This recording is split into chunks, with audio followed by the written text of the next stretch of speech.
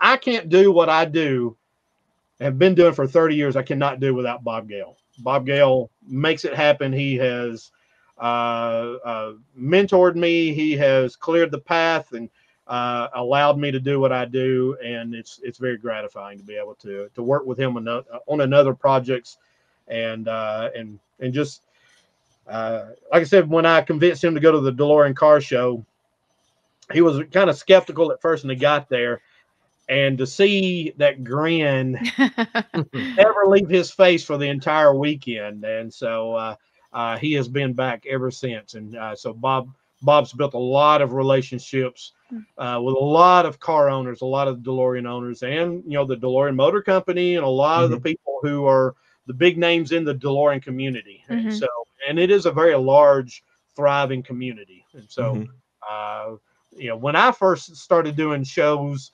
before any of the celebrities started showing up, I felt like a sore thumb because the DeLorean community was very, the purists were there. There weren't any of the time machines, and everybody was going, Back to the Future. What's this guy doing these things? That's not what this show's about. And I was very persistent. I kept coming back every time with my little 8-foot table booth, and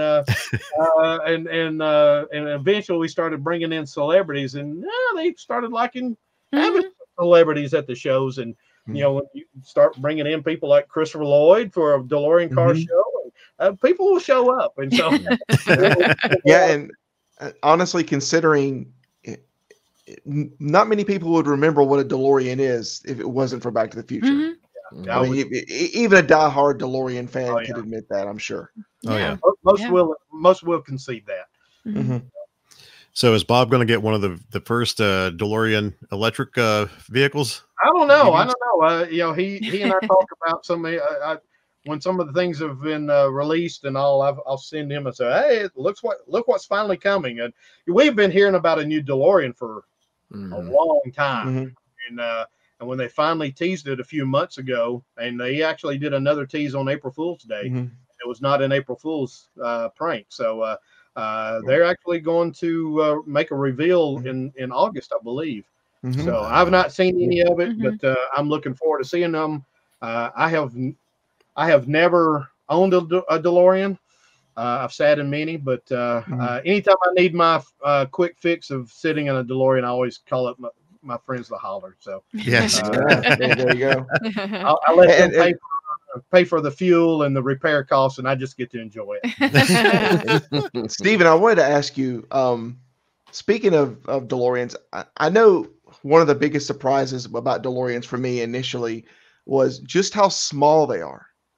They're very small cars. Did that kind of surprise you as well whenever you first saw one? It does. It really did, because I'm a big guy, and the first time I got in it, I felt really cramped, and I immediately started thinking, okay, I'm in the passenger seat. How did Michael J. Fox and Elizabeth Shue and sit in one seat in a DeLorean?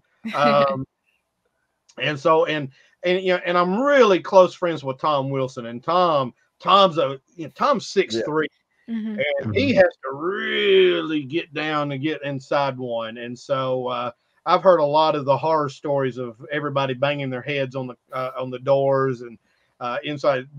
None of the cast are real fans of actually being inside of a DeLorean. It's a very, very cramped environment, which goes to show you, again, the Hollers who have toured not only the United States, they've toured all over the world in that car. They've been to 28 countries in that car. It's got almost 900,000 miles. Wow. And they've got a video of Michael J. Fox talking about them in a Team Fox video. And he talks about Oliver and Terry. He said, they spent more time in a DeLorean than I have. And that's saying a lot. And so to drive almost 900,000 miles in the cockpit of a 2-seater DeLorean, all 50 states, 28 countries, it's just amazing. And but they're dedicated. we're kindred spirits. They also don't know when to quit. They don't know when to say no. So, yeah, but I mean, so far as movies go, hasn't Michael J. Fox spent like 50+ years in one? No. Oh yeah, I think so. Well, Oliver, they are very cramped. That's probably another reason I don't own one. It's just a very small space. I absolutely love that Oliver is always sharing photos of Facebook. When he's in the DeLorean, when he and Terry are out on the road, he gets pulled over by so many police. And they only want pictures. And so Oliver is normally pulled over. The police officer is usually behind taking a picture, and he's either taking a picture in the rearview mirror or something. Is like, yep, we're at it again. Yeah, so, he has a very good demeanor about it, but he is not a fan of being pulled over by the police just wanting to take a selfie with his car, especially if he's en route to an event and he's running out of time to get there. So yeah, he is. Can you give me an escort while you're at it? They have done that before. Oh, wow. But, yeah, he is. I don't know. I think he's lost count how many times he's been pulled over. He's been posting those pictures for years. Yeah. I would say he's a great ambassador though. Like I said, I got to meet him when what was that Atlanta Comic-Con we went to? That was the first time I met him and got to sit in the car. Do you remember, Rock? What year that was? That was at 2012. Atlanta Comic-Con itself was 2010. 2010, yeah. It was really cool because he said that's he sat down with me. I got to sit in there with it, and he queued up. He's like, what's your birthday? Well, he queued up my birthday on the time circuits. That's and what he did. I said, if you're a person our age group, you're seeing like it's your birthday. So it's a date you associate everything, but you see that on the time circuits of a DeLorean. And he's just, talking about it. And it's he does the time circuits and everything. And it's really cool. And that's one thing I speak to him. Like I said, he and you are just great ambassadors. He and Terry are just great ambassadors for it. Like I said, that's what it's a great feeling. I mean, it's sweet. Like while we're talking about them, I will plug their website, which is DeLoreanTimeMachine.com.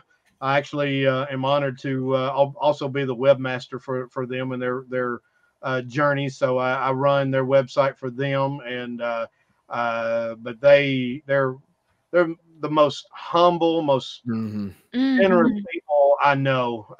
They give so much of their time, and when you see them in person at a Comic-Con, they're not just running the numbers, whipping people in and out. They're taking time with everybody, sitting them down, taking their cameras, their phones, and taking pictures with their own cell phones, talking about the car, especially little kids. They're taking extra time and pointing out the flux capacitor and all that. And so that's the website. So they are, again, they are the great ambassadors for Team Fox.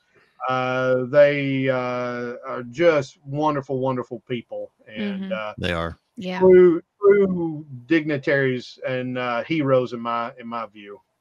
Yeah, so excited to have them back to the con in Huntsville. I'm so glad that's working out for them to come back.